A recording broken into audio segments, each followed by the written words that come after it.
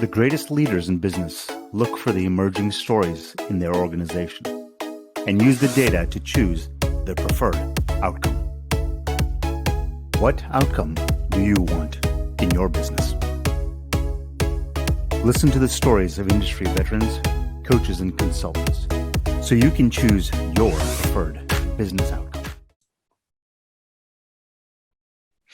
Hi, everyone, and welcome to a brand new episode of the Business Blind Spots Exposed podcast. And gosh, when I came up with that name, it sounded like a great idea, but it's really long. I'll call it the BBSE because it's a lot shorter.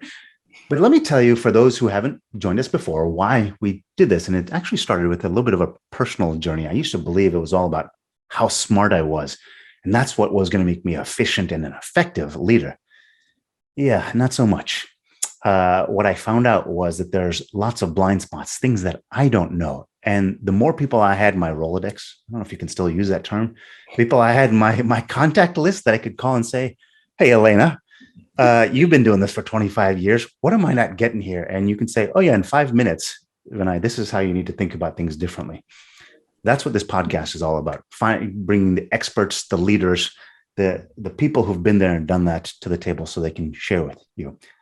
What that's led me to do is run a company called Carmo, where we focus on retention, productivity, and profitability for companies, but it's all data-driven because we can find these blind spots. And I bring guests to the show who can start to show us what those blind spots you can start to look for. And that starts with a really interesting topic that we have today, which is finding your voice as a leader. Elayna, how are you doing today? Hey, I'm great. I love that intro. Definitely had me laughing, and I didn't want to overshadow, so I kept it quiet. But no problem. This is all free flowing. Please feel free to laugh, guffaw, whatever is the right word. I want to do a little bit of housekeeping though, just before we get started, and you get to hear a little bit about what Elayna does and how she does. I'm going to tell you a little bit about what we've got coming up in the next few weeks. We've got a few more podcasts.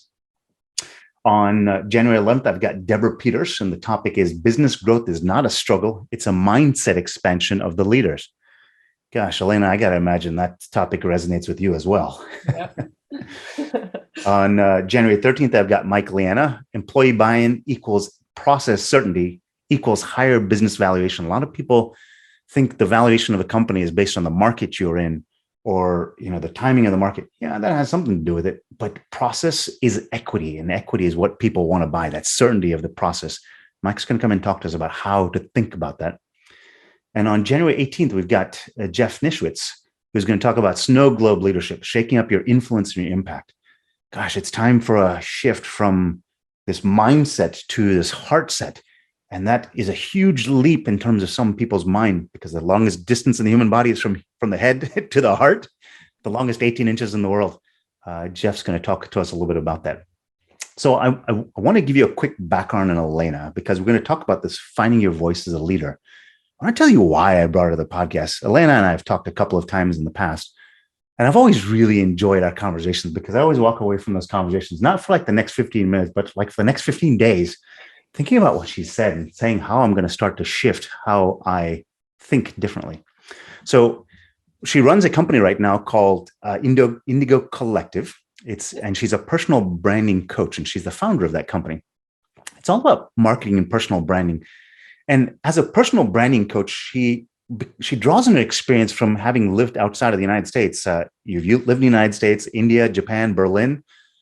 But across all those different languages and cultures and contexts, showing your authentic self and letting that shine through has been, I got to imagine, just sort of a challenge, because you're looking at different cultures and how do you let yourself shine through it? And that's something that you've been looking at, and that's kind of just sort of built into your DNA now. And that's what you do, is this idea of personal branding, helping people translate across these different contexts who they are, so that you can connect with the perfect people, just like the tribe of people that you hang around, as in your leisure time or your fun time, the people that you watch football games with or go to concerts with. How can you find those people online? Elayna, am I doing that justice in terms of talking about what personal branding is? Yeah, personal branding, man, that is such an interesting one to try to define. And I really define it with that translation in mind, because I think it's really easy when we look at, going to Japan and you don't speak the language, everybody looks, well, different than me, at least. And I really stick out. There's a huge difference there. And because of that difference, we understand why it's so difficult to translate who we are in that space. What I think is really difficult about the digital world is it doesn't seem so different. It's like, oh, well, everybody else is doing this. I should do it too. And if I should do it too, I should know how to do it. And everybody else seems to know how to do it. So shouldn't I know how to do it too? And we leave out this really important part that it's a translation. How we show up online is not the way that we show up face to face. It's not the way we, show up with the way we show up with our mom is different than the way that we show up with a boss. There's all these different contexts that we're in. And if we don't pay attention to that and shed some light on that, it can be really confusing. But if we do shine a light on that, we can simplify it in a way that gives us more confidence, more clarity, and a better way of connecting people in this new context, or just a slightly different shade of context too. So two things come to mind. Number one is, as we're listening to this, I hope you get some nuggets out of this that are of value, and kind of you go away scratching your head a little bit, thinking about the world slightly different from a better perspective. So feel free to comment, agree, disagree, guffaw, whatever the right term is. Be part of the discussion and ask, and I'll get you in touch with Elayna if you have any questions, or if there's any way I can help. But let us help you on the journey, and that's what this podcast is all about: exposing that blind spot. But I always like to think about, I tell people about, I love physics in high school, but they go draw it on the chalkboard because they didn't have whiteboards back when I was in school. On the chalkboard, they would draw the two billiard balls kind of, crashing into each other. But it wasn't until I actually saw the how that I was like, oh, the light bulb went off. So as you're talking through this, I want to kind of share sort of how I felt I went through this. And you tell me if that's kind of what you're talking about. Sure. I love networking. I love going and meeting people because I'm just an incredibly curious sort. So when I go to networking events, I usually go to everyone and say, hey, I haven't met you before. What do you do? And I just sit and listen because I just love hearing about who they are. And what usually ends up happening is, 15 minutes into the conversation, the time there, I'll meet 2 or 3 different people. I was like, oh, you know who you should connect with? And it might be somebody that I know. And I love connecting those dots. That's who I naturally am. And I wasn't doing that online. Online, I was just sitting there saying, I do this, which is completely contrary to the way I show up in person. Is that what you're talking about? Oh, definitely. Because it is that simple. It's looking for those places that you are naturally curious. Where is that in your face-to-face, like real life? I'm air quoting there. And then the online life, where is that translation? And you nailed it for you. And you're so good at it. I mean, I've learned from you, seeing you online and connecting people and starting conversations. And I think that when we're online and we're in a place where things are so overly showcased, we get confused about how to actually enter into that, because we think that there's a certain way. We think that there's all of these shoulds. And let's be real, in our real life, again, too, we have that same sort of I should do this and should do that until we can break out of it. But it exists very differently in the online world because of the way that people can put things at the forefront. It's like I don't. It can be such a confusing process at first until you can get through those muddied waters, let things clear up, and look for where that translation is for you, which you just so eloquently put a great example for yourself, Vinay. So I'll be the first to admit that lots of times when I do something, before I spend even a second thinking about it or considering it, I want to know what the outcome is going to be. Right. Yeah. And so I'm going to share what I think my outcome has been, or sort of the transformation, or kind of where it's gotten me to. Please tell me kind of what you see, because you see a much broader set. You do this for so many people, and you've seen them all these different journeys, including yourself in different countries. So what happened was I started to feel, so when I was in person networking pre-COVID, when I was doing lots of networking events, I would go to events. I used to wear these blue suede shoes that I bought one time just on a whim, and I became the blue suede shoes guy. So everywhere I went, I was like, "Oh, there's blue suede." People would yell across the room. It was great because it's kind of like Norm and Cheers. Everyone kind of knows your name. And what happened was they started to become my little community. That every time I would go, there was 2 or 3 people in the corner or off to the side. They're like, "Oh, hey, Vinaya." I already have my comfort level because I've got my community built around me. And as I started to make that transition online, I started to find my community, and it was actually a lot less scary to show up because people like you will, I'll put something out or a post and you'll jump in quickly and say, "Hey, that's a great point. Here's what my perspective." And it's not me just speaking into silence. All of a sudden, I got people showing up for me. Is that the only way it works, or share kind of some perspective on that? Oh gosh, yeah.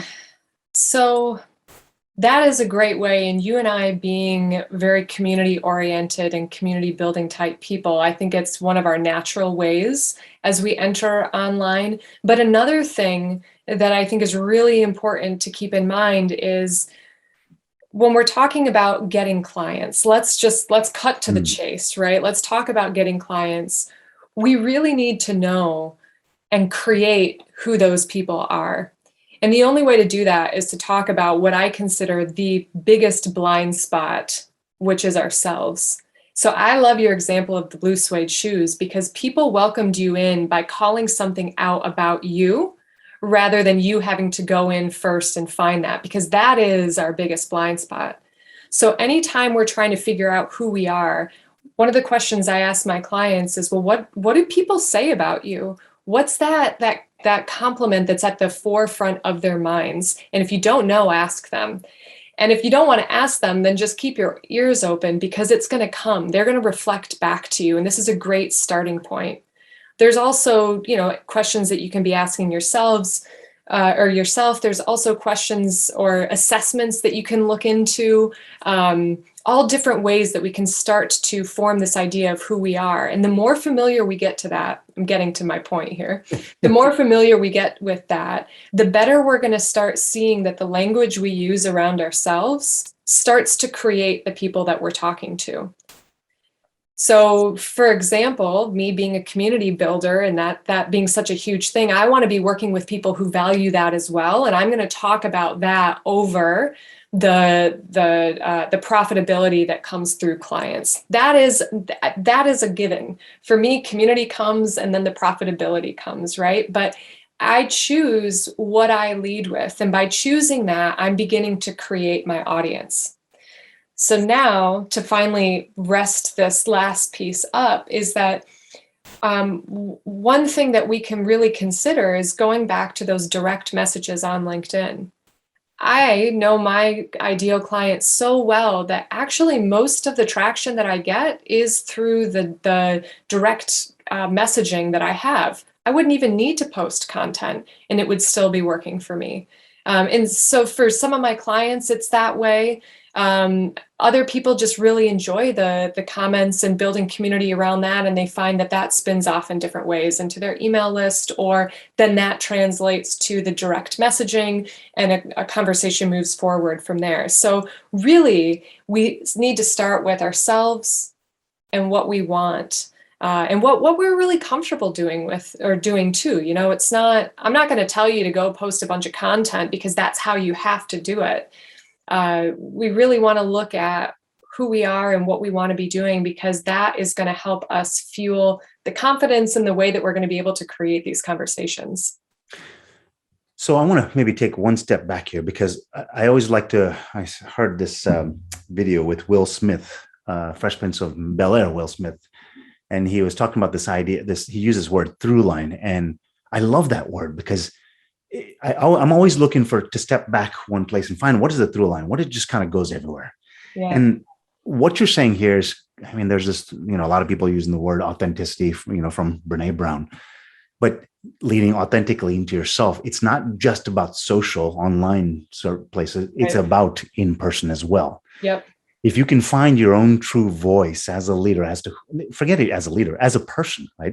You find your true voice as a person. If you're always talking about baseball because you truly, really, truly love baseball and statistics and everything, you're going to start to attract a bunch of people who like to talk about baseball too, who are probably going to end up becoming your customers. Yeah. Is that, am I getting that right? Oh, definitely. Definitely. And towards the beginning of our conversation, you said something about like gathering a group of buddies, or I don't know what you said, but that's what I thought when you said it. And when we think about how we do that, how we form relationships, that is of that. It is of us. And we're naturally exuding who we are. And the more intentionality we put behind that, the more we're going to be able to attract that sooner, right? So that's another really key aspect here when we talk about, I say this very lightly because I'm not all about speed and whatever, but it's just, it's a different way of interacting. It feels better. It's fueled by clarity and a different sense of confidence when we really know what we're leading with. It doesn't feel salesy anymore. It feels like true connection because we've done the work behind it. And so much of that work is of us. And then we get to watch everything else create around us. But one more point I wanted to add in real quick, because you made a really good point about it not just being about social. And I want anybody listening to this conversation to know that everything that we're saying isn't just about social. The only reason that we're using that as an example is it's tangible. It can be seen in a different way. And most of us are confused about how to do that. Yeah, I think and tangibility is such a huge piece in business too, right? We're selling the tangible and there's also the intangible. I geek out on the intangible, but I'll talk about the tangible too. A friend of mine, Richard Moore, talked about this idea of creating your own gravity. And, I've got young kids, and my poor kids hear about my love of physics and all these other things, business, leadership oriented. And I keep telling them about this idea of stand comfortable in your own shoes and you'll start to create your own gravity. And I think that's sort of that through line. I mean, that's basically what we're saying here is, look, if you're a baseball person, talk about baseball, you'll attract baseball people, right? Yep. Or if it's wrestling, if it's surfing, if it's, if it's anything, whatever you love to do, right? Talk about that with a passion. It comes through truly, and people will be attracted because they see that you're not bullshitting them. You're talking about what you truly love. Right. Yeah. So give me, this is not a journey where you just say, flip a switch and it's done. No. What does that journey look like? Oh, yeah.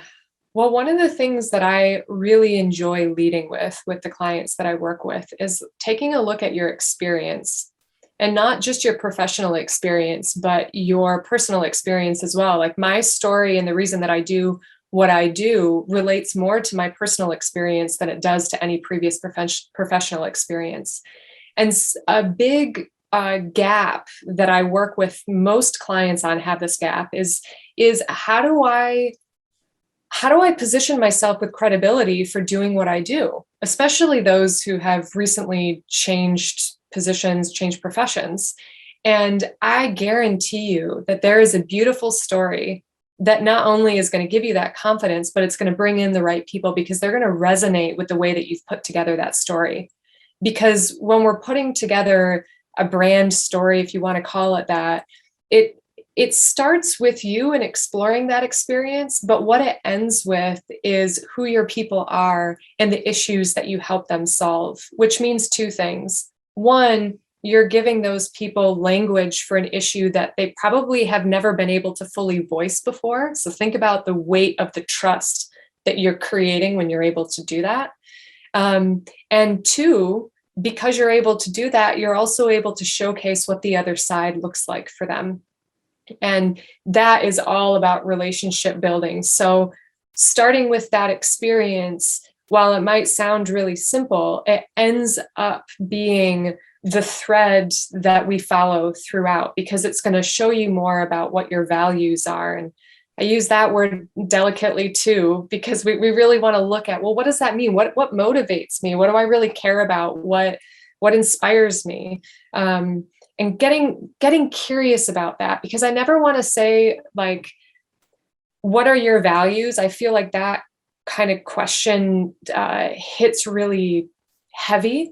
I'd rather say to you, get curious about what you value, because now you have a different path into that. It's like, oh, you're just telling me to get curious. Pressure's off.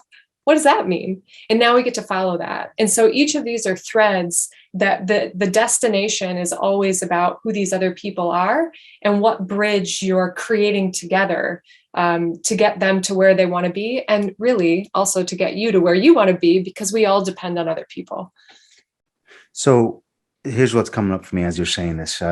We have a mutual friend. We were having a conversation one day, and started to try to think about what is it that kind of really down at the deepest dark sort of, the furnace within Vinay. What is it that what's that fire that's burning, right?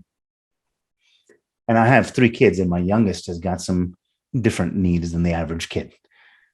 And as soon as I hit that, I was like, yeah, that's we're starting to circle around it right now, right? And then as I kind of started to delve a little deeper, then with our mutual friend Tracy, I was able to figure out, well, hold on a second. I want my youngest to be able to be treated like an individual that adds value to the world, right? That's funny. This company that I'm running here is all about how do you find the value in each individual in your company and maximize it and expose it for the superhero that it is. Yeah. I mean, it for me, it hit like a ton of bricks. I was like, what? Yeah. And the funny thing is, the day my youngest was born, the day after it is when this company was born. Wow. Yeah. What are they? I mean, that's just a little too freakishly coincidental, right? Yeah. But I think that's what you're talking about, something that so elementally drives you.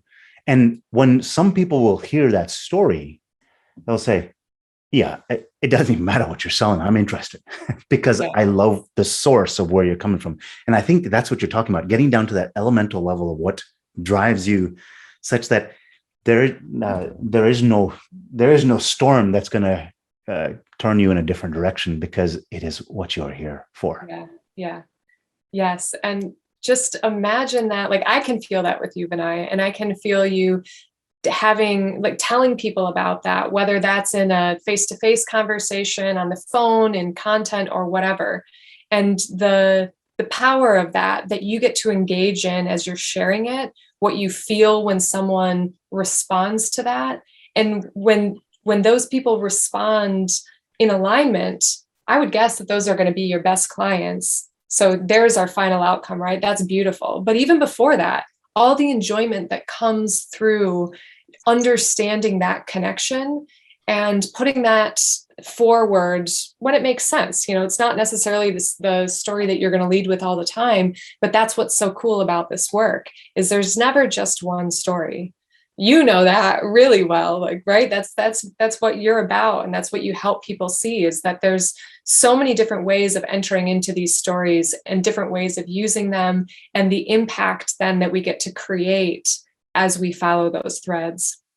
So let me look, I mean, that's a personal story. I'm sure everyone's got their own versions of stories from that professional and personal background. I mean, let's say, I'm going to suggest one that might be I don't know, commonplace. I don't know if it's common, but just make up a hypothetical scenario. It's someone used to work for another company, and they didn't, most people join a company to the vision, but they leave because of the management. And they go out to hang their own shingle because they say, that's just not the way people should be treated. This is about creating a family. It's about treating family members with equality and lifting them up, because I want to be able to get home for my kid's baseball game or soccer game, or, allow them to become a tennis champion, like in the movie that we were talking about. And that is what drives them, because they feel like that's not right. And that is what is the differentiator, not only for your company, because that's a DNA that's going to be infused into the company, but that's what keeps you at the helm of the company, is because that you don't want to let that happen. Is that a fair way to say that? Mm-hmm, mm-hmm, definitely. And also thinking about someone who has had that experience, and they're taking that experience and looking for a new job.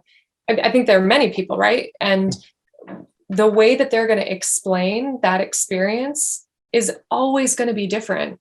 And that's key here. We think that we're not unique in the stories that we have, but a lot of the people that I work with, they're coaches and consultants. They do a very similar thing.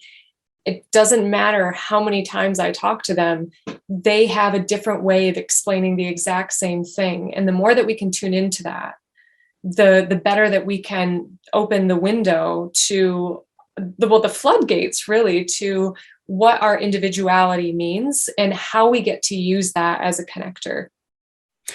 Well, so what came up just as you're saying that is, there's this whole thing, where people say, you say potato, I say potato. It's the same thing. When in fact, like actually that makes all the difference in the world. You might be from the Eastern United States. I'm Yeah. from the Western United States. That is the difference, right? Right. You say, Right. you call it soda, I call it pop, whatever, right? Yep. It's the same thing.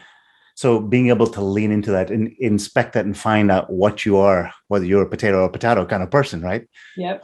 Makes all the difference in the world. Yeah. How does that manifest in terms of the word that I like using a lot more these days is the intention, right? Exploring that intention. I want to go here, right? And I want to find the steps to do that. How does this align with or like amplify or bring forth the intention of somebody? Does it help? Is that am I getting that right? Yeah. But I want you to share a little bit more with me in terms of like intention. Can you share a little bit more about what you mean by intention? Yeah, so I think everybody's got this desire to be something or achieve something, right? I mean, yeah, my kids have, you ask them, what do you want to be when they grow up and they're 6 years old? I'm going to be a doctor. I'm going to be a lawyer. I'm going to be an engineer. I'm going to be a firefighter. I'm going to be a veterinarian. It's 18 things. You're like, in one life, really? Oh, good for you, right? My point is, as we get older, our refinement of what and where we see ourselves going, no matter how fleshed out it is, we've got some desire to go somewhere. And by understanding kind of who we are and finding that true voice, doesn't it get us there? Yeah. So, and I want to talk about this in two different ways, because you really hit on something that's extremely important. Yes. So understanding who we are is going to further align us with the intention of where we're going. The part that's less talked about with that is that for some people, they're going to be less agenda oriented, less plan oriented, which makes the intention initially really hard to see. And by knowing more about who we are, the experience that we've had, the perspective that we bring to the world, and the individuality that we can't help but exude, by understanding that, we can in some ways let go of the tangibility of that desire, because we embody it so fully that now we're riding the energy. So it's kind of this. Give me an example. I think I might be losing you a little bit. Yeah, sorry. This is where I talk really big picture, because I'm one of those people. I'm one of those people who people have always tried to get me to have 10-year plan, 5-year plan. I've worked with coaches who have wanted that. And the only thing that I could really tell them was, I care about connection. I care about connecting with people. I care about this authenticity that we can't help but have. And I want everything that I do to be around that. I want everything that I do to be around creativity.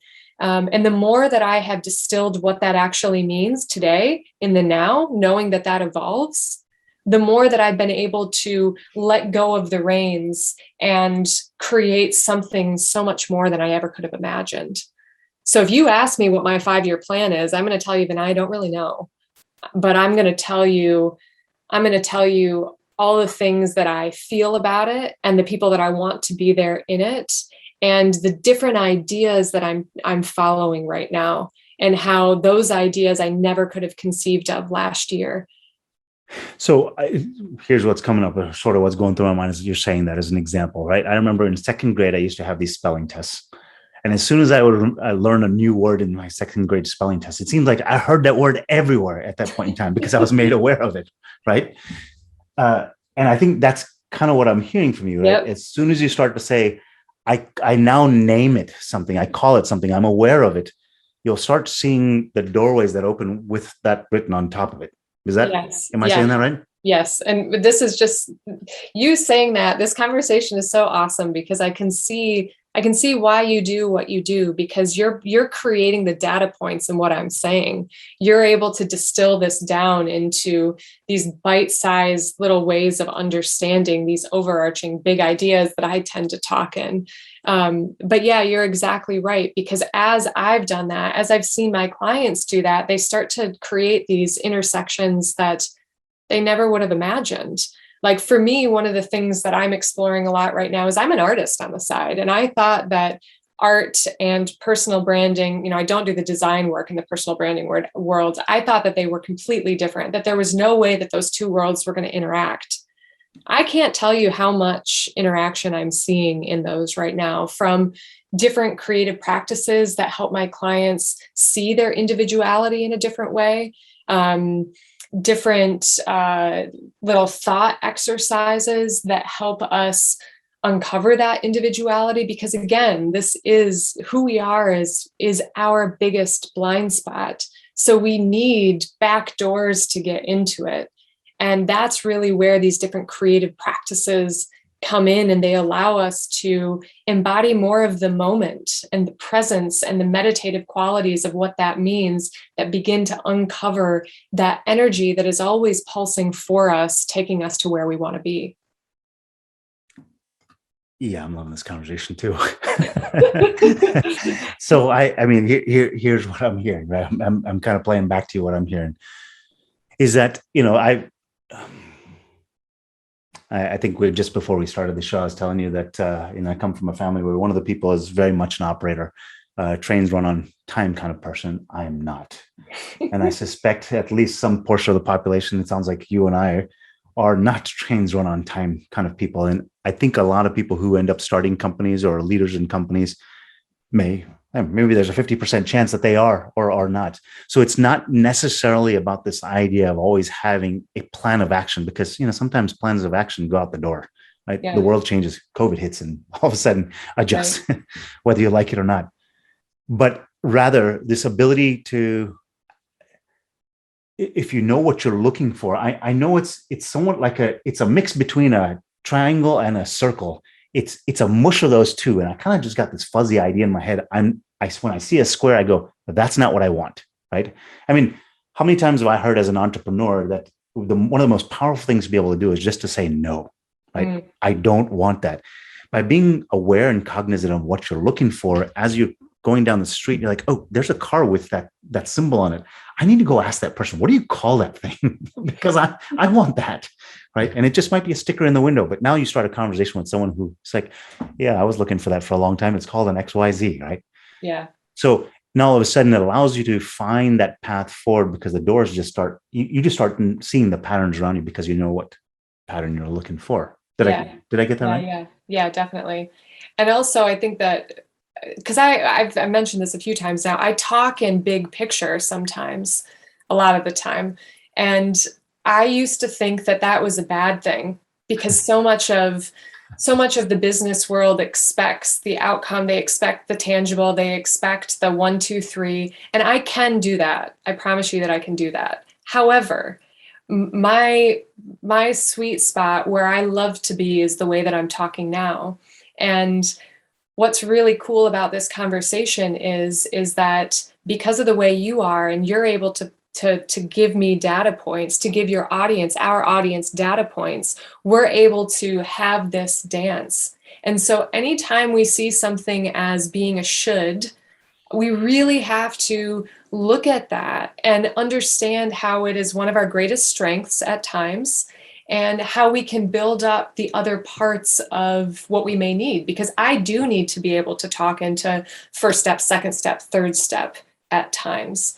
And so I think that anytime we run into those shoulds, we've really just got to look at what that is actually telling us. I lost my train of thought there in a second, or maybe I'll come back, but. Well, yeah. Actually, if you don't mind, I'd like to kind of take that thought, that thread somewhere, and that is maybe translating it to someone who is running a company, right? Yeah. Someone is a leader in a company. They're managing people and trying to figure out how can I be more effective as a leader? I want to be great. I've read all these self-help books, but I see these 15 different little points of light here. How do they all come together? And I think the answer right now is in the middle of all that is you. Right. Mm-hmm. And if you can start to define what it is you want to go, you can borrow from here, take from here, sample from here, bring all that stuff together. And that becomes the gravity in that organization that you want. People will follow you when someone Someone once told me, when you start creating your own gravity, people will just naturally start to follow. And that comes from a place of, you don't have to be somebody else. You just get to be yourself, which is easy peasy. You wake up in the morning every day and go to sleep every day that way.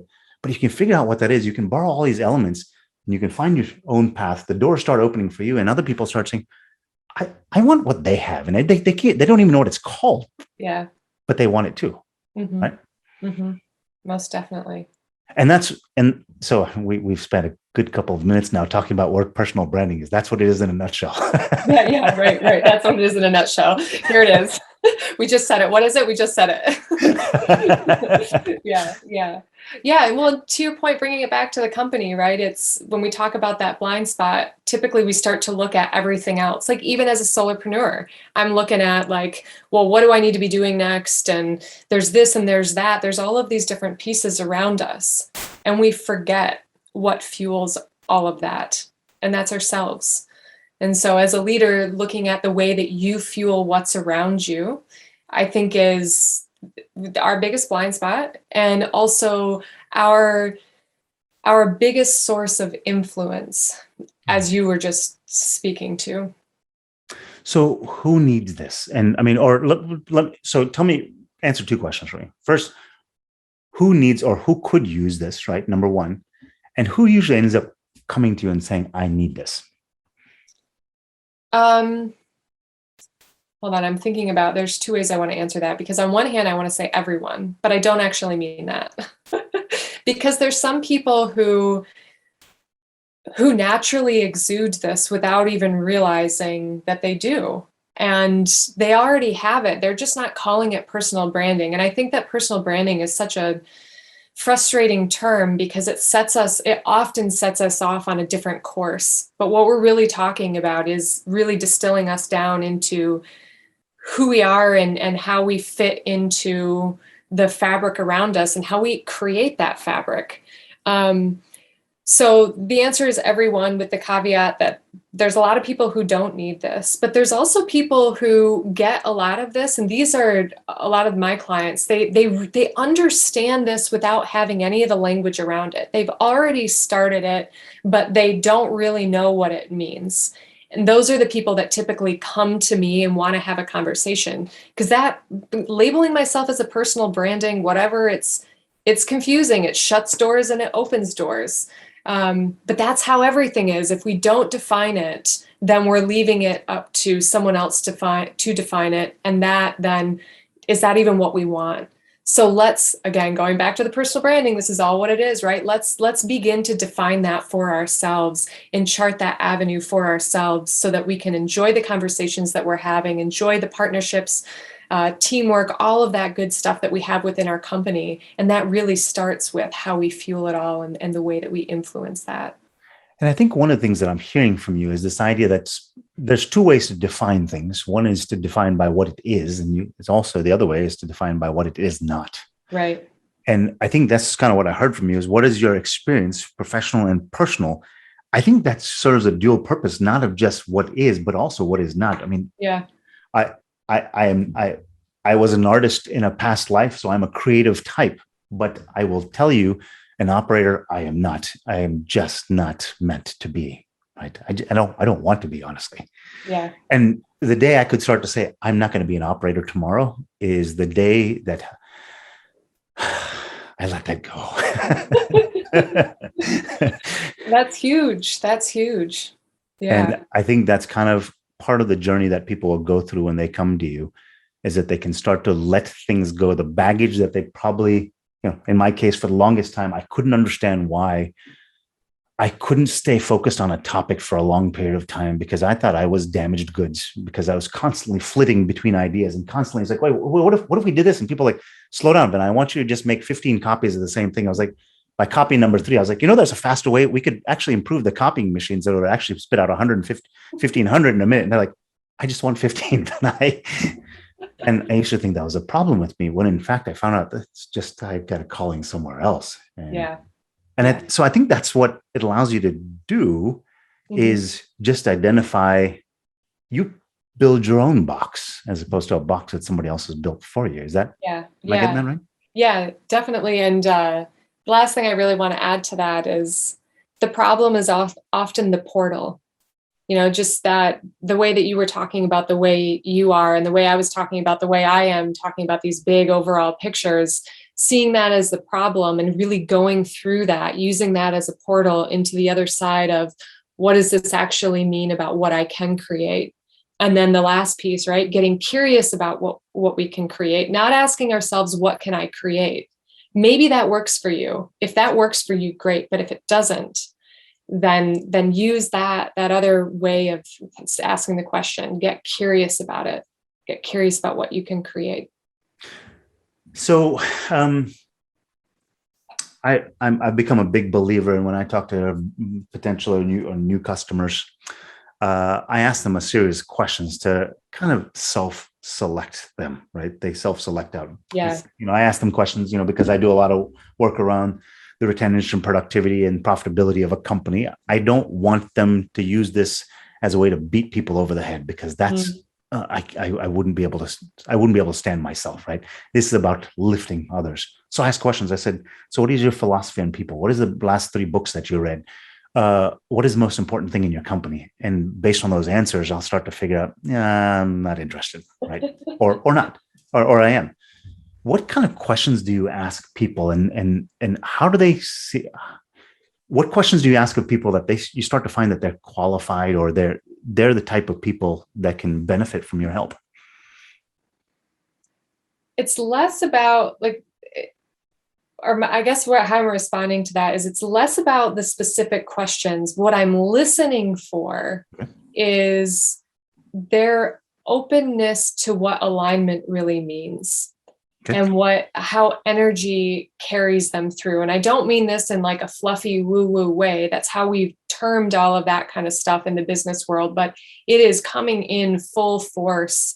And because I'm not for someone who wants to talk about the tangibles and only the tangibles, the profitability and only the profitability. I'm looking for people to start showing me who they are and challenging some of that, because a lot of times I find that people are who they are in a little box, like you were saying before, that has been created.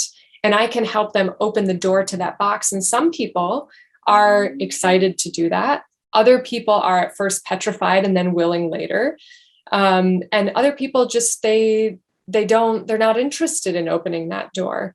And all of that's okay. But the first two are the kinds of people that I like to work with. And I really like to work with the people who are petrified of opening that door first.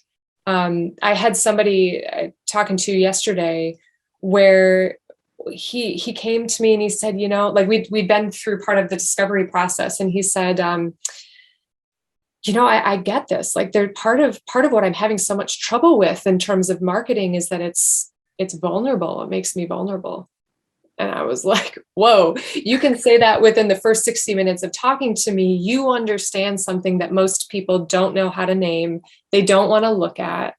And I think that is one of the things about personal branding, especially that I'm looking for people who are willing to show up in their vulnerability around this, because I can carry them. There's a process that can carry them. And what they get on the other side, that clarity, confidence, and ultimately building a business that they love, is where we're headed. So I think what I'm hearing here is somebody that is looking that the word that comes to mind is glass ceiling, or the phrase is glass ceiling, right? They're hitting a glass ceiling of some sort. They see something on the other side. They don't know how to get through, or there's ice above them and they can't punch through the ice. And they want somebody to kind of help them get through that ice or that ceiling. And if they're willing to say that I don't know how to do it, but I'm willing to go to some length to figure it out, that's interesting. So I'm hearing some degree of humility in their understanding that they're either hit by a frustration or because they just can't seem to put their finger on what it is. They know there's something else, and I Yeah. just can't get there. Is that Yeah, right? yeah, definitely. They know there's something else, and they don't have the language around that. And when we think about marketing, we're taught to think like, oh, well, I need to produce content, or oh, I can pay somebody to produce that content for me. And But no, what fuels all of that? Before we can even get there, we have so much to talk about. And that's a really beautiful journey. It's an evolution. It's not something that you put a stamp on and you're done and it's in a corner and forgotten about. It's an evolutionary journey. Well, I might even say it's a journey of a thousand journeys, right? Yeah.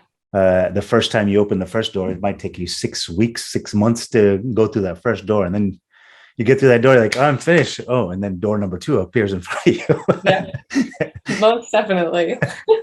And again, and again, and again, and then the world changes yet again. Yeah. Yeah. It is so. Talk to me about, I mean, obviously in generalities, but talk to me about success stories. What happens on the other side of it? What do people see? What have they, maybe sort of intangibles, not intangibles, but in tangible terms? What have people seen on the other side of kind of going through this, I call it for right now, this personal like branding journey? Yeah. The most tangible aspects are predictability in clients that they're bringing in. A way and a process of that supports upping their prices. That is a huge one. That's a huge conversation. It's not just slapping a number on that. It's how do we set ourselves up for that, and what is the process that we take people through for them to look at that number and not balk, right? So there's that's something that I've worked with clients on. Focus is a huge one in terms of not trying to do all these different things with your marketing, but really focusing on what you enjoy and seeing that as, I'll take an example. If you like, say you really enjoy doing talks, focus on that. On the other side of that, you have plenty of content that you can be posting in other places. So a focus doesn't mean that you're not doing other things too. It just means that you know where you're starting and what can then branch off of that. And then that, creates the predictability in the way that you're forming your connections and bringing those clients on and all of that good stuff. But the intangibles, like I've kind of been touting this whole time, there's a confidence that comes through the clarity that we build through this. And that changes the depth of your conversations, the ability to build trust more quickly. Those are the things that are just so beautiful. And it's part of the after transformation. It's so hard to speak into that now when we haven't felt it before. But those are the beautiful intangibles as well. So I'm going to make an analogy because I love my analogies. And back in the 80s, I was a huge fan of this show called MacGyver. I don't know if you remember MacGyver. There was no situation that you would put MacGyver in where he couldn't figure his way out of the situation, right? Just incredibly resourceful. And I kind of think about what you're saying as being your own personal MacGyver, right? There are people who kind of get into, they learn X, Y, and Z. I tell my kids, I said, don't learn the how of something, learn the why of something. And you can always figure out the how. Mm-hmm. And the point being is that you can learn something in a discipline. Let's say you're an accountant, you're a financial planner, you're an HVAC technician, whatever the case may be. You've got your discipline. That internal MacGyver is like, no matter what situation I get into, whether it's a heated situation with a customer, I've got the place to stand where I'm comfortable in who I am, that I know I'll get through that situation. Yeah. Are there times that it won't be perfect? Yes. But I'm confident in my ability to get through it. And and that just makes you sleep so much better at night. At least for me personally, it does. And that's exactly it, isn't it? And isn't it funny to think about personal branding being an avenue into what you just talked about? Because that really is, it's knowing ourselves, and it's being able to be in the unknown and still chart the journey, because we have this foundation in and of ourselves that's going to get us to the other side. Well, gosh, Elayna, every time I have a conversation with you, an hour seems to go just like this. Anyone who kind of chimed in, I kind of made a mental note to myself to stop a couple of times and just ask people to comment and put thoughts or ideas and see if what we're saying resonates with you. And I didn't do that because I was so engrossed in the conversation. I got so much out of it myself. So anyone who listened in or will listen to it later, thank you so much. I appreciate you doing that. But Elayna, As always, I'm never disappointed in a call that I have with you. I'm always so excited about what happens right after the call because I Yeah. got so much to think about. Well, thank you, Vinay. It's the same here. And I just love I learn about me through you. That's another really beautiful part. Like I of course learn about you as well, but those data points that you are able to give us all through this conversation, I think is so incredibly helpful so that we can have both perspective and harness that and really go forth in who we are and connect with our best people. Well, so I want to leave everyone with one last analogy, and this I think lines up kind of why I brought Elayna to this conversation. I told people if you're trying to lift someone up above your head, try to do it standing on one foot. It's a lot harder to do. But if you're standing solidly on 2 feet, gosh, lifting someone up over your head becomes much easier. If in your life, in your own personal belief, you want to stand on 2 legs as opposed to one, call Elayna.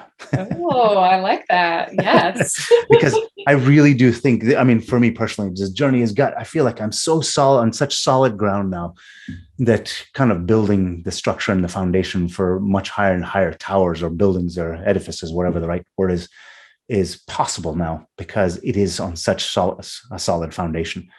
I didn't have the foundation before, so I could only build a 2-story house. Now I can talk about 500, right? Yes. Yes. So if that's what you want, yeah. Yeah. You can find me on LinkedIn and would love to have a conversation. Thank you so much, Vinay. This has been wonderful. Yeah. Thank you for sharing the time. Yeah.